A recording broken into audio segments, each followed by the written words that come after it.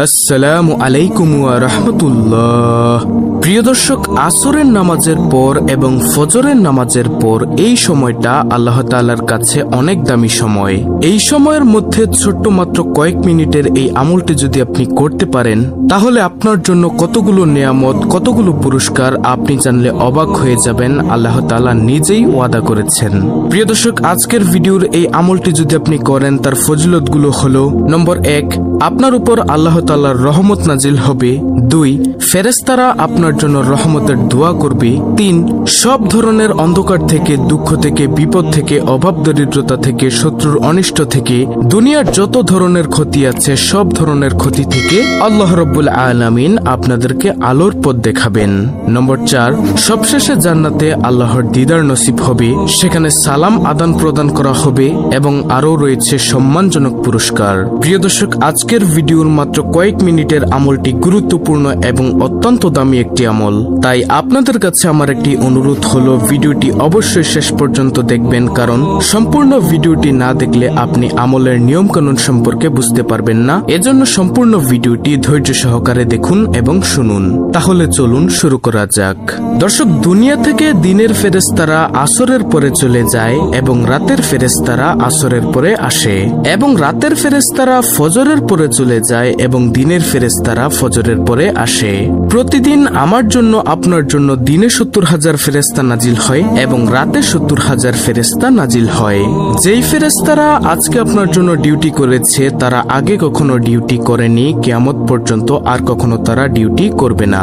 প্রিয় দর্শক, এবার চিন্তা করুন, এই ফেরেশতারা কত হাজার বছর ধরে অপেক্ষায় ছিল আজকে আপনার এই ডিউটির জন্য। এদেরকে বানানোর পর আল্লাহ তাআলা যেন একটা চিরকুট লিখে দিয়েছেন যে এত সালের এত মাসের এত তারিখে তোমার ডিউটি। এই ডিউটির কাগজটা নিয়ে সে অপেক্ষায় ছিল হাজার হাজার বছর। আজকে যখন তার ডিউটির দিন এসেছে, তারা কি পরিমাণে খুশি হয়েছে একবার চিন্তা করে দেখুন।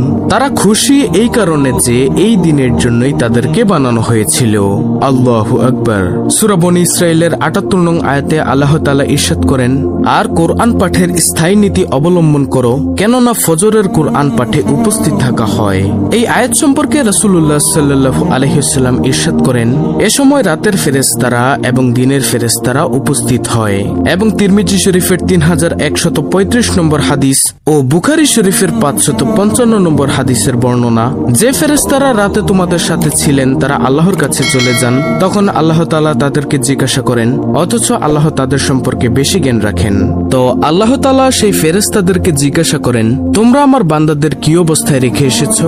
ফেরেশতারা জবাবে বলেন, আমরা তাদেরকে এই অবস্থায় রেখে এসেছি যে তারা সালাত আদায় করছে, এবং আমরা তাদের কাছে গিয়েছি এমন অবস্থায় যে তারা সালাত আদায় করছে। এমনটি আত-তারগীব ওয়া তারহিবের 463 নং হাদিসের বর্ণনা। তখন ফেরেশতারা আল্লাহর কাছে ফরিয়াদ করেন, হে আল্লাহ, তুমি কিয়ামতের দিন তাদেরকে ক্ষমা করে দিও। এজন্য প্রিয় দর্শক, সকাল সন্ধ্যার সময় খুবই দামি সময়। বিশেষ করে নামাজের মধ্যে ফজর ও আসরের নামাজ খুবই দামি। সূরা বাকারার 238 নং আয়াতে আল্লাহ তাআলা বলেন, সমস্ত নামাজের প্রতি যত্নবান হও, বিশেষ করে মধ্যবর্তী নামাজের ব্যাপারে, আর আল্লাহর সামনে একান্ত আদবের সাথে দাঁড়াও। অতএব ফজরের নামাজ ও আসরের নামাজ জামাতের সাথে অবশ্যই পড়তে হবে। তারপর ফজরের পরে বসে বসে কোরআন তেলাওয়াত করবেন, জিকির আজকার করবেন। যারা ফজরের পর ও আসরের পর জিকির করে, তাদের জন্য সূরা আহজাবের 41 থেকে 42 নং আয়াতে কি কি সুসংবাদ দিয়েছেন জানলে আপনি অবাক হয়ে যাবেন। আল্লাহ তাআলা বলেন, হে মুমিনগণ, তোমরা আল্লাহকে অধিক পরিমাণে স্মরণ করো এবং সকাল বিকাল আল্লাহর পবিত্রতা বর্ণনা করো। তিনি তোমাদের প্রতি রহমত করেন এবং তার ফেরেশতাগণ রহমতের দোয়া করেন অন্ধকার থেকে তোমাদের আলোকে বের করার জন্য। তিনি মুমিনদের প্রতি পরম দয়ালু। যেদিন আল্লাহর সাথে মিলিত হবে, সেদিন তাদের অভিবাদন হবে সালাম। তিনি তাদের জন্য সম্মানজনক পুরস্কার প্রস্তুত রেখেছেন। দেখুন প্রিয় দর্শক, যদি সকাল সন্ধ্যায় কোরআন তেলাওয়াত করেন, মাসনুন দোয়া ও জিকির সমূহ করেন, তাহলে আপনার জন্য কতগুলো পুরস্কার রয়েছে। নম্বর 1, আপনার উপর আল্লাহর রহমত নাজিল হবে। 2, ফেরেশতারা আপনার জন্য রহমতের দোয়া করবেন। 3, সব ধরনের অন্ধকার থেকে, দুঃখ থেকে, বিপদ থেকে আল্লাহ তাআলা আলোর পথ দেখাবেন। 4, সবশেষে জান্নাতে আল্লাহর দিদার নসিব হবে, সেখানে সেখানে সালাম আদান প্রদান করা হবে, সেখানে শান্তির আদান প্রদান করা হবে এবং আরো রয়েছে সম্মানজনক পুরস্কার। যত বেশি নেকি, যত বেশি জিকিরের আমল, যত বেশি কোরআন তেলাওয়াতের আমল উপরে উঠবে, তত বেশি রহমত নাজিল হবে। সুবহানাল্লাহ। তো এখন হলো মূল আলোচনা। এখন আপনি বলতে পারেন যে সকাল সন্ধ্যায় কি কি জিকির করবেন, কোন আমলগুলো করবেন, তা অনেকেই জানে না। তাই প্রিয় দর্শক, আমি সংক্ষেপে মাসনুন আমলগুলো বলে দিচ্ছি।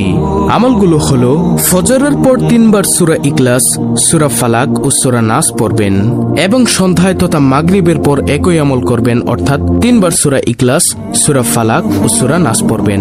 আর জোহর ও আসরের পর একই 3টি সূরা, অর্থাৎ সূরা ইখলাস, সূরা নাস, সূরা ফালাক একবার করে পড়বেন।